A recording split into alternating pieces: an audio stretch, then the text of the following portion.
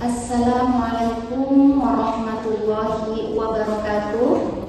Salam sehat dan salam kenal saya ucapkan kepada Bapak dan Ibu tim asesor PDD UKTPT Pengajaran Sertifikasi Dosen.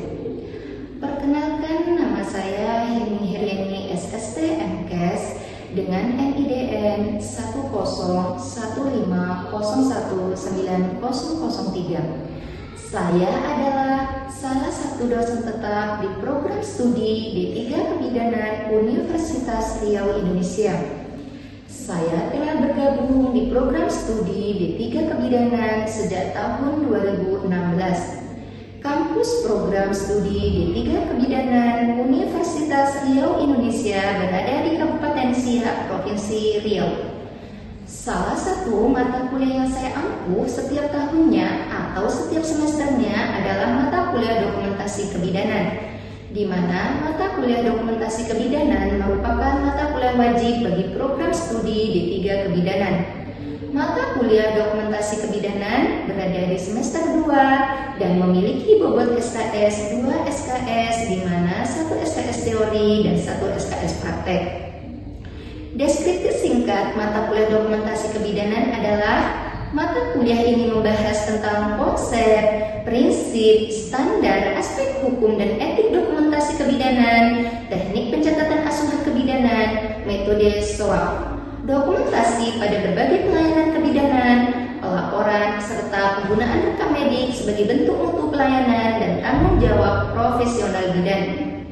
Adapun materi pembelajaran atau pokok pembahasan mata kuliah dokumentasi kebidanan, yang pertama, konsep dokumentasi kebidanan, kedua, prinsip dokumentasi, ketiga, aspek hukum dan etik, keempat, standar dokumentasi, kelima, format dokumentasi, keenam, metode SWOT, ketujuh, dokumentasi antenatal, kedelapan, UTS, kesembilan, dokumentasi persalinan, 10, dokumentasi NIPAS, 11, dokumentasi BBL, 12, dokumentasi KB, 13, pelaporan kebidanan, 14, kasus dokumentasi, 15, praktek komprehensif, 16, UAS.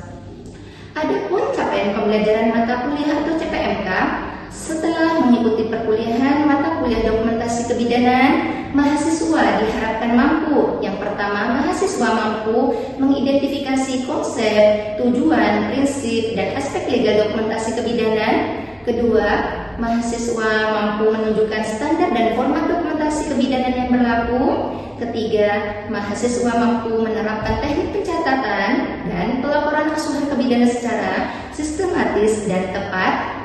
Keempat, mahasiswa mampu menyusun dokumentasi kebidanan dengan menggunakan metode SWOT yang berlaku. Kelima, mahasiswa mampu menganalisis kualitas dokumentasi kebidanan berdasarkan prinsip akuratif dan kelengkapan. Keenam, mahasiswa mampu memanfaatkan teknologi informasi dalam penyusunan dokumentasi kebidanan sebagai perkembangan praktek kebidanan yang modern. Ketujuh, mahasiswa mampu menunjukkan sikap profesional, etis, dan tanggung jawab dalam pengelolaan dokumentasi kebidanan. Adapun capaian pembelajaran lulusan prodi ada 4. CPS 1 mampu menginternalisasi nilai-nilai luhur, norma profesi, etika akademik, serta prinsip kerahasiaan dan tanggung jawab dalam pendokumentasian asuhan kebidanan sesuai standar profesi dan peraturan yang berlaku. CPL 2 mampu menguasai konsep, prinsip, standar, metode, dan sistem dokumentasi kebidanan, termasuk pencatatan, pelaporan, pengelolaan data, serta pemanfaatan teknologi informasi dalam dokumentasi pelayanan kebidanan di berbagai tatanan pelayanan kesehatan dan komunitas. CPL 3 mampu menerapkan pemikiran logis, kritis, sistematis, dan inovatif dalam melakukan dokumentasi asuhan kebidanan secara akurat, lengkap, berkesinambungan, serta memanfaatkan teknologi informasi untuk mendukung mutu pelayanan, keselamatan pasien, dan pengambilan keputusan klinis. CPL 4 mampu menyusun, mengelola, mengevaluasi, dan mendokumentasikan seluruh proses asuhan kebidanan sesuai standar dokumentasi kebidanan, SOAP, Varne, rekam medis elektronik, dan format lainnya sebagai bentuk pertanggungjawaban profesional dan legal. Bobot penilaian mata kuliah dokumentasi kebidanan ada 3. Yang pertama, aktivitas partisipatif mahasiswa 15%, praktikum 35%, kognitif terdiri dari penugasan mandiri dan kelompok 15%, kuis 5%, UTS 15%, UAS 15%. Adapun metode pembelajaran yang saya gunakan selama proses pembelajaran mata kuliah dokumentasi kebidanan yaitu lestur, ceramah atau kuliah, problem based learning, CHES methods, praktikum, penugasan mandiri, dan penugasan kelompok. Sumber referensi yang saya gunakan adalah buku. Selanjutnya saya akan menampilkan proses pembelajaran mata kuliah dokumentasi kebidanan dengan cara tatap muka di kelas. Mari saksikan bersama. Assalamualaikum. Waalaikumsalam, Ibu. Selamat pagi semuanya. Pagi, Ibu. Bagaimana kabarnya hari ini? Sehat semuanya? Sehat, Ibu. Alhamdulillah. Masih semangat untuk mengikuti perkuliahan hari ini? Masih, Ibu. Tetap semangat. Baik, sebelum kita memulai materi pertama, pertemuan pertama mata kuliah dokumentasi kebidanan, kita awali terlebih dahulu dengan membaca doa. Membaca doa mulai.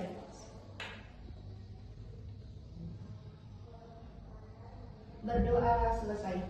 Selanjutnya Ibu mau absensi terlebih dahulu ya. Baik, Ibu.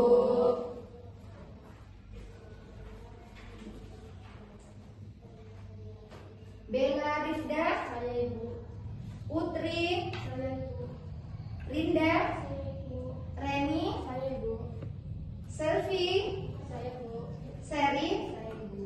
Tengku, Saya, Ibu. Natur, Saya, Ibu. Nur. Saya, Ibu. Hadir semua ya hari ini. Hadir, Ibu. Baik, kita lanjutkan ke materi kita hari ini membahas tentang konsep dokumentasi kebidanan. Pendahuluan, latar belakang. Dokumentasi merupakan bagian penting dalam pelayanan kebidanan, menjadi bukti tertulis seluruh asuhan yang diberikan bidan, mendukung kesinambungan pelayanan kesehatan, berfungsi sebagai alat komunikasi, evaluasi, dan perlindungan hukum. Tujuan presentasi ada 5. Yang pertama menjelaskan pengertian dokumentasi kebidanan. Kedua, menjelaskan tujuan dokumentasi kebidanan. Ketiga, menjelaskan manfaat dokumentasi kebidanan. Keempat, menjelaskan fungsi dokumentasi kebidanan. Kelima, menjelaskan prinsip dokumentasi kebidanan. Kita lanjutkan pengertian dokumentasi kebidanan. Dokumentasi kebidanan adalah proses pencatatan, penyimpanan, dan pengelolaan seluruh data serta informasi yang berkaitan dengan pelayanan dan asuhan kebidanan secara sistematis, lengkap, akurat, dan berkesinambungan. Pernahkah adik-adik bayangkan jika bidan dalam melakukan asuhan kebidanan tanpa adanya catatan pendokumentasian sama sekali? Izin menjawab, Ibu. Ya, Nazar, silakan. Menurut saya, jika tidak memiliki dokumentasi kebidanan sangat berbahaya, Ibu. Asuhan yang diberikan tidak dapat dibuktikan secara sah jika terjadi masalah atau tuntutan hukum. Bidan tidak memiliki bukti yang sah. Tanpa catatan dan tenaga kesehatan juga tidak dapat mengetahui riwayat penyakit pasien, Ibu. Resiko yang akan terjadi, yang pertama resiko hukum, komunikasi antar tim medis terputus dan terjadi salah obat atau salah tindakan. Tidak ada evaluasi, dan yang terakhir kehilangan hak klaim melanggar etika, Ibu. Terima kasih, Ibu. Sama-sama. Benar sekali jawaban Nazar. Berikan aplaus untuk Nazar. Jadi, kita sebagai bidan dalam melakukan melakukan asuhan kebidanan tanpa adanya catatan dokumentasi kebidanan akan terjadi resiko besar. Apa yang akan terjadi resiko besar? Yang pertama, malpraktek, kedua, tuntutan hukum, ketiga, komunikasi dengan tenaga medis lainnya terputus, keempat, pemeriksaan kepada klien menjadi kacau, dan ingat, tidak ada perlindungan hukum bagi bidan. Bisakah adik-adik pertanggungjawabkan asuhan kebidanan yang adik-adik berikan kepada pasien tersebut tanpa adanya pendokumentasian? Misalnya Ibu, Ya, Dani? tidak bisa mempertanggungjawabkannya Ibu jika terjadi masalah atau tentang hukum. Jika tidak ada bukti tertulis yang sah, kita tidak dapat membela diri dan tidak bisa membuktikan bahwa tindakan yang kita berikan itu sudah sesuai prosedur medis Ibu. Benar sekali jawaban Dani. Terima kasih. Berikan aplaus untuk Dani. Jadi, bidan tidak bisa mempertanggungjawabkan asuhan kebidanan yang sudah diberikan tanpa adanya catatan dokumentasi. Kita lanjutkan. Kata kunci utama yang mendefinisikan dan menjadi bagian dari sebuah dokumentasi meliputi yang pertama, pencatatan dan penyimpanan. Segala tindakan, observasi, dan hasil pemeriksaan harus dicatat segera mungkin dan disimpan rapi dalam rekam medis atau dokumen pasien. Adik-adik harus ingat nanti kalau adik-adik sudah praktek di lapangan, sudah bekerja baik itu di puskesmas, rumah sakit, atau praktek mandiri, apapun tindakan yang adik berikan kepada pasien harus dicatat segera dan disimpan. Kedua, informasi. Catatan ini menjadi sumber informasi akurat yang memudahkan koordinasi antar tenaga kesehatan demi keberlanjutan perawatan pasien. Dengan adanya catatan dokumentasi memudahkan kita untuk koordinasi antar tenaga kesehatan. Ketiga, asuhan kebidanan. Seluruh rangkaian proses mulai dari pengkajian, diagnosis, perencanaan, tindakan, hingga evaluasi direkam secara berkesinambungan.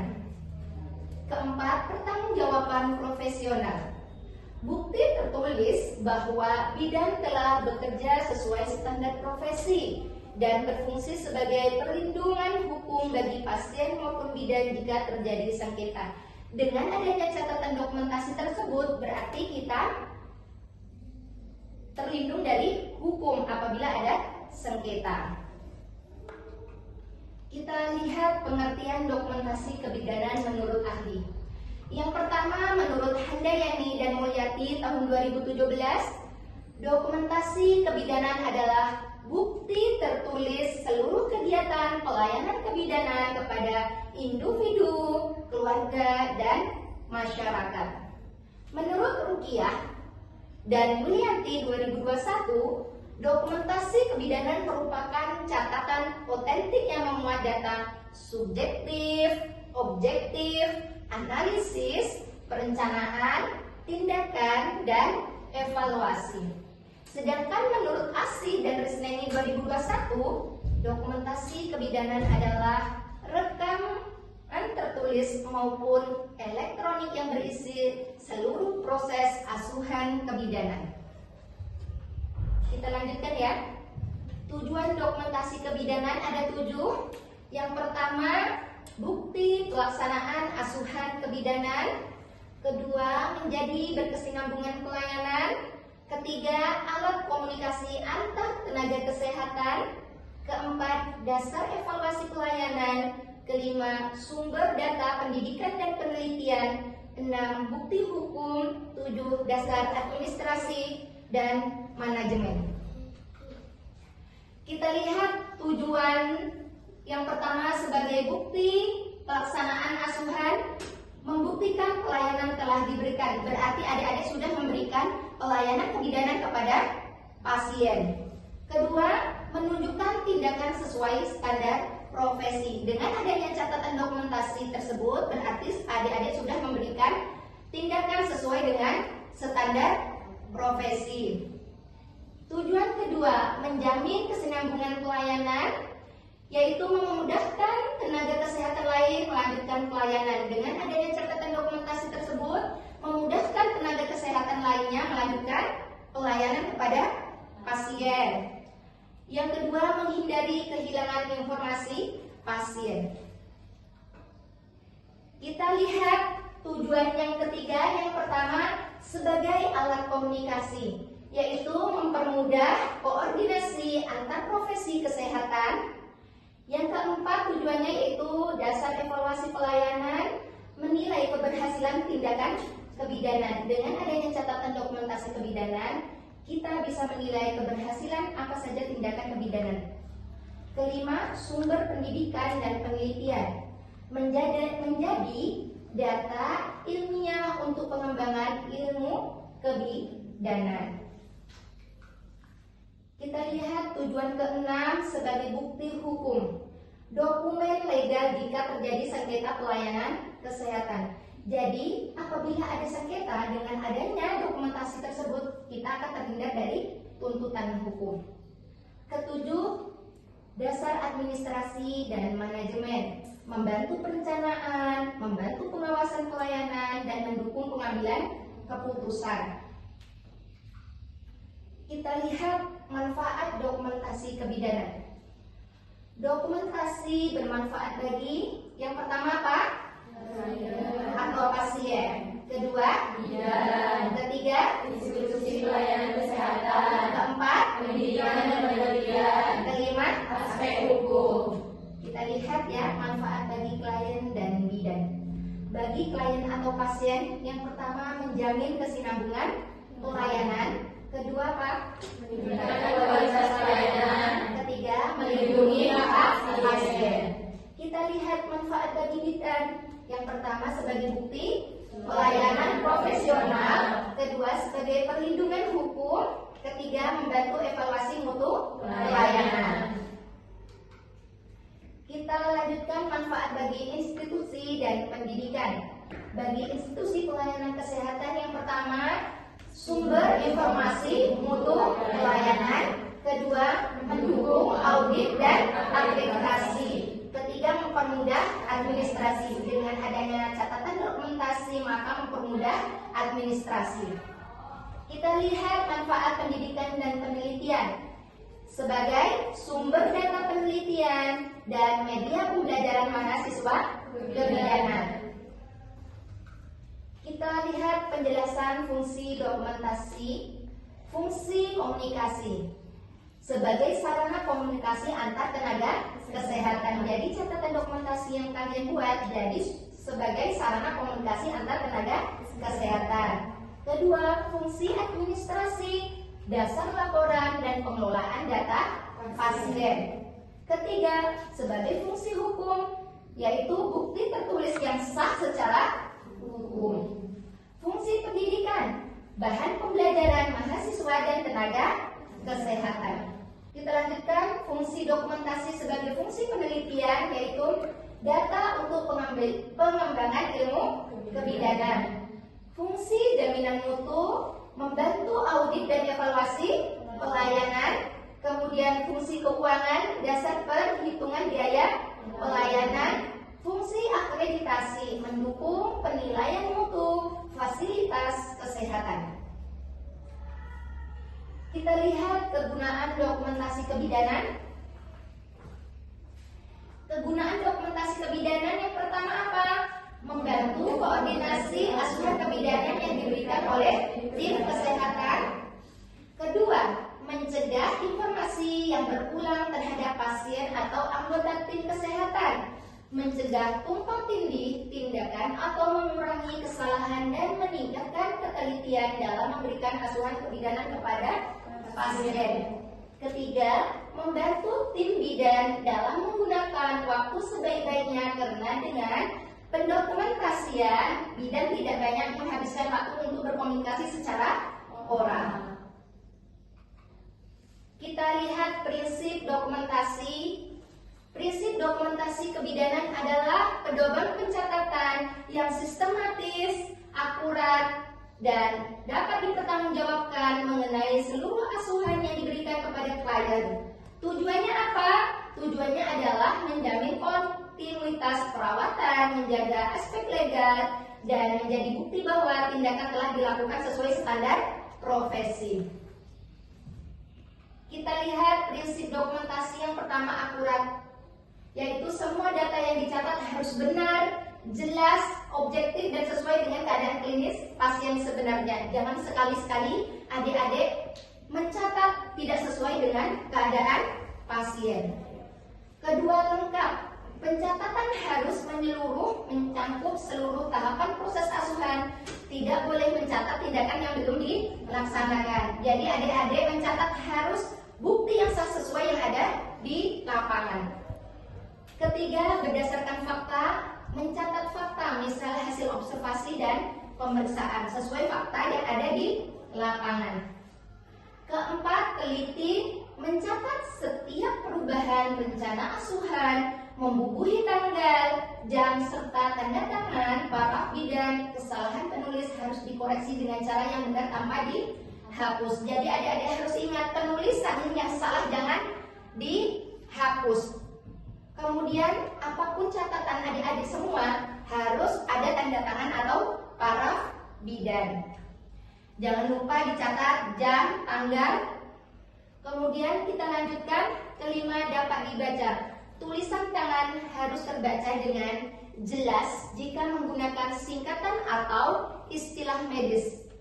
Pastikan yang lazim digunakan dan disepakati. Harus ingat, harus jelas tulisannya ya.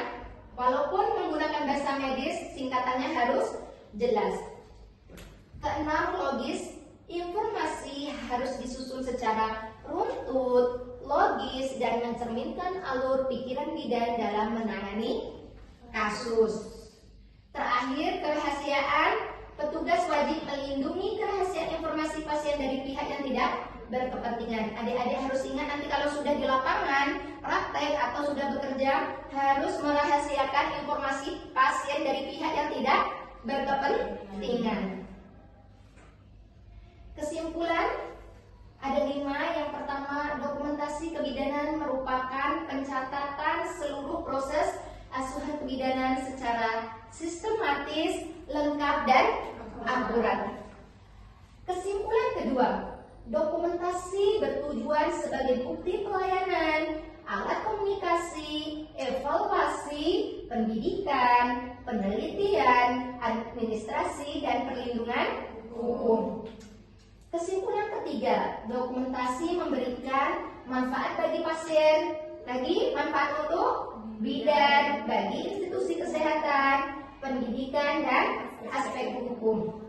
Kesimpulan keempat, dokumentasi memiliki fungsi komunikasi, administrasi, hukum, pendidikan, penelitian, jaminan mutu, keuangan, dan akreditasi. Kesimpulan kelima, prinsip dokumentasi kebidanan adalah pedoman pencatatan yang sistematis, akurat, dan dapat dipertanggungjawabkan mengenai seluruh asuhan yang diberikan kepada klien atau pasien. Kita lihat kegunaan dokumentasi lainnya. Yang pertama, sebagai apa? Sarana komunikasi. Kedua, sebagai tanggung jawab dan tanggung jawab.